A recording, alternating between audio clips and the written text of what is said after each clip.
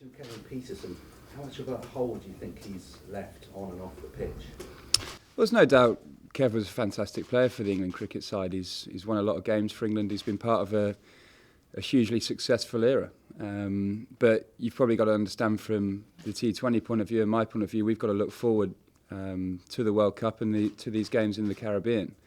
We've got a short period of time to blend as a unit. We don't spend a lot of time together as a 2020 side, and we've got to make use of the next 3 weeks before the World Cup.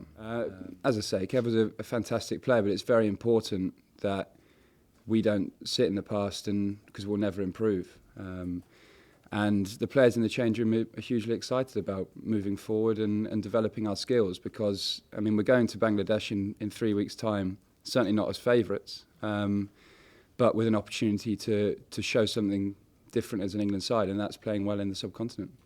I was aware of discussions towards the end of the Australian tour, but not deeply involved particularly. As I say, I'm T20 captain, but I mean, it was a decision made by guys that have the English cricket team, I suppose, at their heart, and they want the English cricket team to improve. There's no doubting that the guys who made the decision are very keen for England cricket to move forward, and are very passionate about doing that. There's no egos involved in making decisions, and huge decisions like this.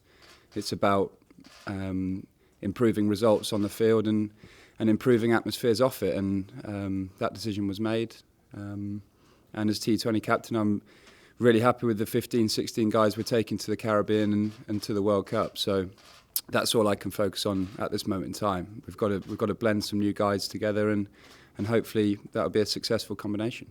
Do you think it will make your job slightly harder, make it a slightly bigger challenge, not having a player piece? As I said, personally, I've not captained Kev a huge amount, but when I did, 2012, I think was the last time, he put in a couple of match-winning performances, and he's done that for England pretty consistently over many a year.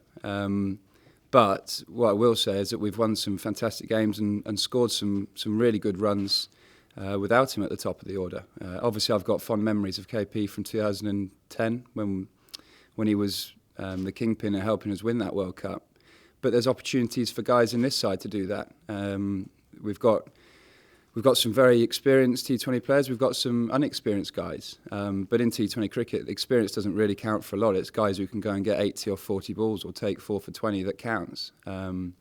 So it's great for guys in this change room to realise that they can be match winners for England. And now it's up to us to take the responsibility on. I mean, KP's been a fantastic player for us. I mean, I'll repeat that. Since I've played for England, he's scored a lot of match-winning runs, but the decision was taken from guys who are desperate for England to improve in the future, not just over the next 4 or 5 months, going forward in the next years. And we do have to make improvements. I think this winter has been very obvious in that. It was heartbreaking to go and lose 5-0, and we've lost a lot of good men in doing that. I mean, Andy Flowers stepped down, Swanee's retired, Trotty obviously went home, Finney went home.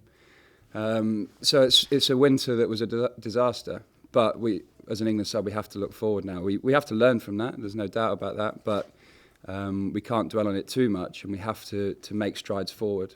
And we've got guys at the top of the hierarchy who are desperate for the England cricket team to improve and do well, and that's important.